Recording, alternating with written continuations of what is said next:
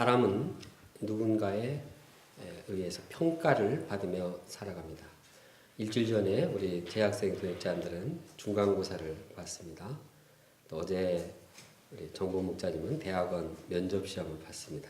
요즘 어미 형제님은 취직시험을 열심히 보고 있습니다. 또 우리 학사 목자님들은 직장에 가서 동료들 또 상관이나 부하들에게 은연중에 평가를 받습니다. 신앙생활에 있어서도 평가를 받습니다. 그 평가 기준이 다릅니다. 그런데 신앙생활에 있어서 예수님은 무엇으로 평가를 할까요? 그것은 믿음입니다. 예수님은 사람들의 믿음을 보시고 믿음을 평가하십니다. 본문은 예수님께서 가나안 여인의 큰 믿음을 보시고 축복하신 내용입니다. 이 여인이 어떻게 했길래 예수님께 큰 믿음을 가졌다고 인정받고 축복을 받았을까요? 우리가 이 여인을 통해서 믿음을 배우기 원합니다. 우리가 이 여인과 같이 큰 믿음을 소유하는 자가 되기를 원합니다. 예수님께서는 유대 땅을 떠나셨습니다. 예수님은 바리새인들과 서기관들의 논쟁을 피하셨습니다.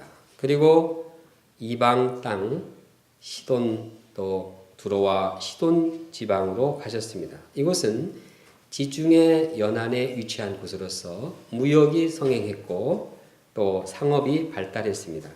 문화가 발전했지만 문제가 심각했습니다. 쾌락 문화가 번창했고 많은 사람들이 귀신에 들려 괴로워했습니다. 그곳에 가나안 여자 한 사람이 나왔습니다. 가나안 족속은 유대인들이 증오하는 원수 민족이었습니다. 그런데 가나안 여자가 소리를 지르면서 유대인인 예수님께 간청했습니다. 주 다윗의 자손이여 나를 불쌍히 여기소서. 내 딸이 흉악하게 귀신이 들렸나이다. 이 여인은 이방인이었지만 유대인인 예수님을 주님으로 영접했고 메시아로 인정했습니다. 예수님께서 자신을 불쌍히 여겨달라고 애원했습니다.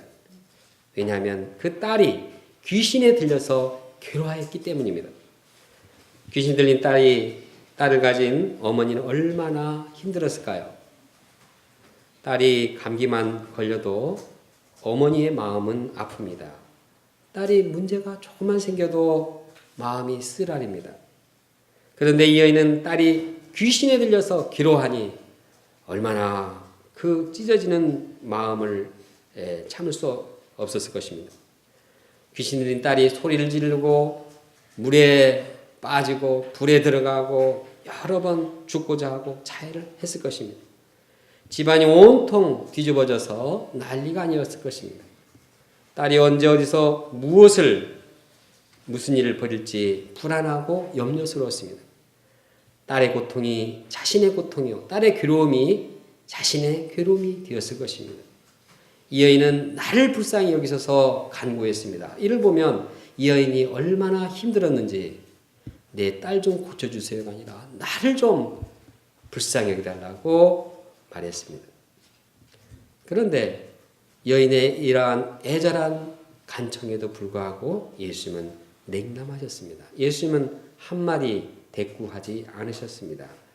눈치 빠른 제자들이 예수님이 별로 이 여인을 상대하려고 안 하나 보다 생각하고 예수님께 말했습니다. 저 여인을 돌려보내십시오. 소리를 지르면 우리를 아주 성가시게 하고 있습니다. 제자들은 여인을 따돌리고 싶었습니다. 그런데 예수님께서 말씀을 하셨습니다. 나는 이스라엘의 집에 잃어버린 양 외에는 다른 데로 보내심을 받지 아니하노라.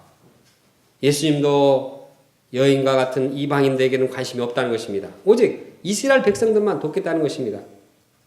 여인 편에 쓸 때 아주 섭섭한 말씀이었습니다.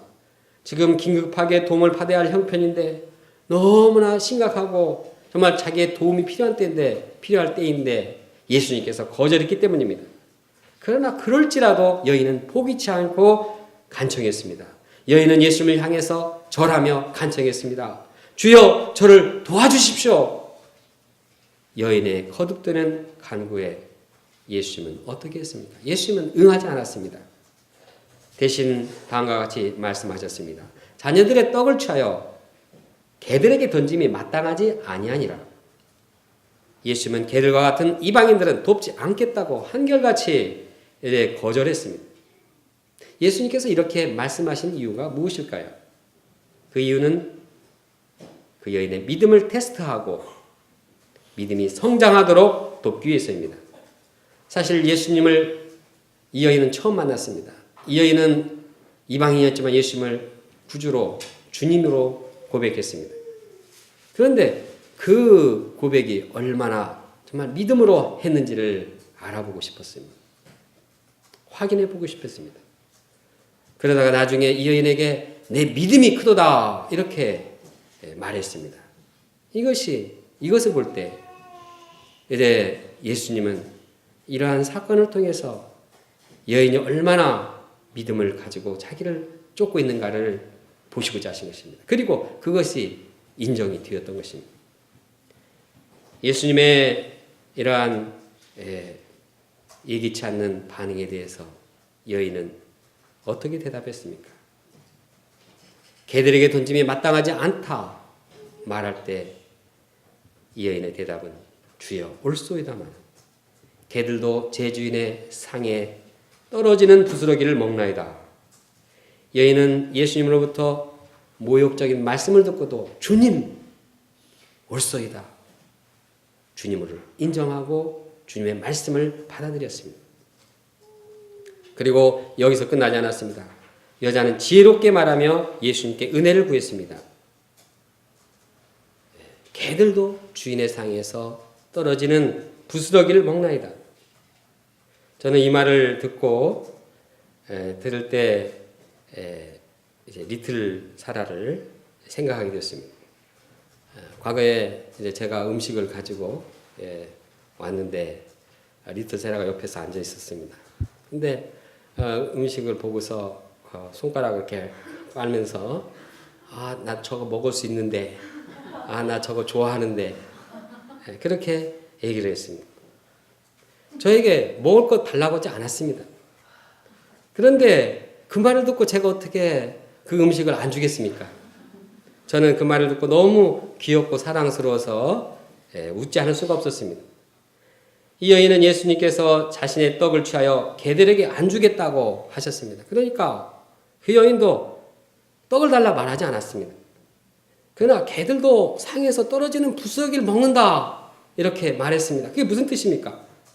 그냥 예수님을 통해서 떡 부스러기라도 좀 은혜를 받고자 하는 그런 소원을 말한 것입니다. 이 말을 들은 예수님은 선포하셨습니다. 여자여 내 믿음이 크도다. 내 소원대로 되라. 예수님은 그녀에게 너의 믿음이 위대하다, 크다 칭찬하셨습니다. 마태복음에서 예수님께서 너의 믿음이 크다고 이렇게 칭찬한 적은 한 번도 없으셨습니다. 예수님은 가나안 여인의 그 믿음을 축복하셨습니다. 감동을 받으셨습니다. 내 소원대로 되라. 믿음을 보시고 그의 소원을 다 이루고자 하셨습니다. 그녀가 믿음을 인정받았을 때 소원대로 됐습니다. 그녀의 소원이 무엇입니까? 그것은 그녀의 귀신 들린 딸을 고치는 것이었습니다.